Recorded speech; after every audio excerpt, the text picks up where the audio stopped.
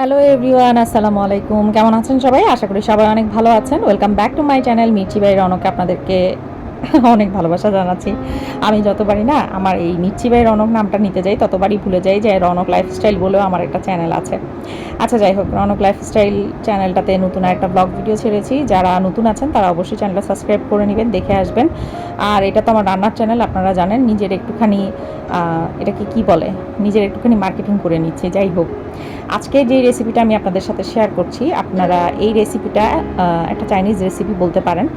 রেসিপিটা হচ্ছে আমি আমার নিজের মতন করে রান্না করতেছি, কারণ বাসায় যে বুড়া বাচ্চা জোয়ান বাচ্চা থাকে এদের আসলে এক এক সময় এক এক ধরনের খাবারের ক্রেভিংস উঠে। তো যেই কারণে হচ্ছে যে আমি খুব ভেবে চিন্তে রান্নাবান্না করে নিই, ঠিক আছে।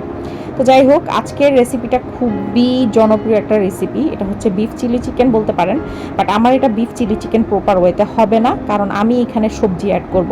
আর বিফ চিলি চিকেনে আপনারা বিফটাকে কিন্তু আর একটু চিকন করে কাটতে হয়, ঠিক আছে।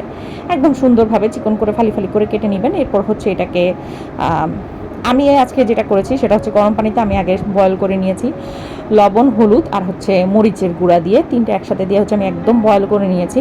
আর বয়েলটা এমনভাবে করবেন যাতে মুখে দেওয়ার সাথে সাথে মাংসটা গলে যায়, মানে কোনো অস্তিত্ব যাতে মাংসের খুঁজে পাওয়া না যায়, বিফের কোনো অস্তিত্ব যাতে খুঁজে না পাওয়া যায়। এটা যদি করতে পারেন তাহলে সবচেয়ে বেস্ট হয়। কারণ আমরা যে সবজিগুলো এখানে অ্যাড করব ওগুলো দিয়ে যখন রান্না করব তখন কিন্তু বিফটা প্রপার ওয়েতে কুক হয় না, মানে বিফটা নরম হয় না। এই ক্ষেত্রে হচ্ছে খাওয়ার সময় একটু অন্যরকম লাগে। তো সেই জন্য হচ্ছে যে আমি বিফটাকে সিদ্ধ করে নিয়ে তারপরে ভেজে নিই। ওকে, এবার হচ্ছে আপনারা চাইলে এটা বাটার দিয়েও ভাজতে পারেন, বাটার দিয়ে ভাজলে খুব বেশি ভালো লাগে। বাট আজকে আমার বাটার ছিল না, তাই আমি হচ্ছে নর্মাল সয়াবিন তেল দিয়ে ভেজে নিছি। আর সাথে হচ্ছে পেঁয়াজ বাটা।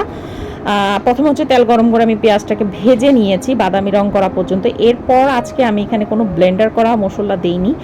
আমি পেঁয়াজ, রসুন, আদা এবং টমেটো এই তিনটা জিনিস হচ্ছে হামাল দিস্তার যে থাকে না সেখানে ছেঁচে নিয়ে তারপরে হচ্ছে দিয়েছি। এরপর হচ্ছে সয়া সস দিলাম এবং সস দিলাম। সয়া সসটা হচ্ছে আপনারা স্কিপ করতে পারেন যদি হেলথের ইস্যু থাকে কারো।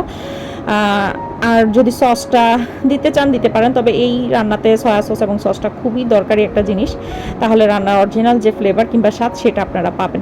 তো যাই হোক, আমি সব কিছু অ্যাড করে দেওয়ার পর কষানোর জন্য আস্তে আস্তে করে কষাচ্ছি, যাতে আমি হামাল দিতে যেগুলো থেতো করে দিছি ওগুলো যাতে ঠিক থাকে। এবার সমপরিমাণ হচ্ছে আমি লবণ দিয়ে দিব, তারপরে হচ্ছে একটু গরম মশলার গুঁড়া করে দিয়ে দিব, জিরার গুঁড়া দিব হালকা, হলুদ মরিচের গুঁড়া দিব, মানে যেটা প্রয়োজন মতো থাকে সেটা দিব। হলুদের গুঁড়া এখানে আমি 1.5 টেবিল চামচের মতন দিছি।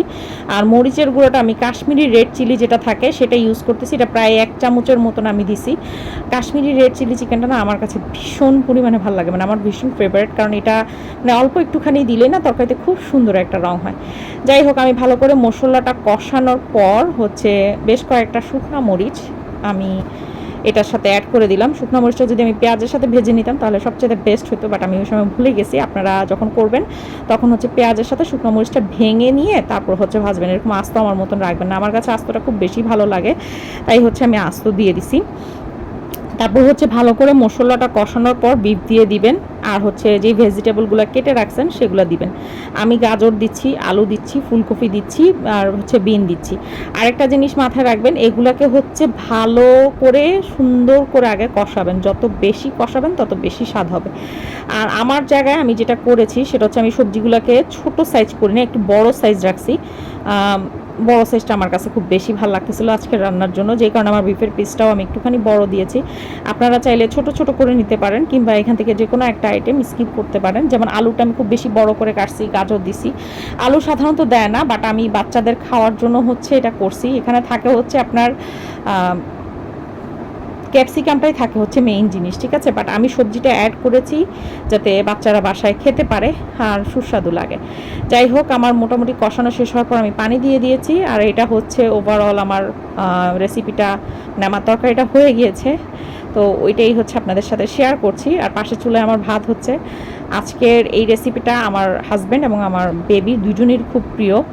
আর আপনারা যদি বাসায় আপনাদের থাকে, এটাকে কি বলে, থাই পাতা থাকে না, চাইলে 2-3টা থাই পাতাও দিতে পারেন, এটাতেও কিন্তু রান্নাটা অসাধারণ স্বাদ হয়। আর আরেকটা জিনিস আমি এখানে স্কিপ করে গেছি, সেটা হচ্ছে আমরা যে থাই স্যুপের যে নুডলস, স্যুপের যে প্যাকেটগুলো আছে, ওখান থেকে 1 চামচের মতন স্যুপের প্যাকেট দিয়ে দিবেন। তো এই ছিল আমার আজকের রেসিপি, আশা করি ভালো লাগবে। ভালো লাগলে আমার চ্যানেলটা অবশ্যই সাবস্ক্রাইব করে আমার পাশে থাকবেন। দেখা হচ্ছে নেক্সট আরেকটা ভিডিওতে। আল্লাহ হাফেজ।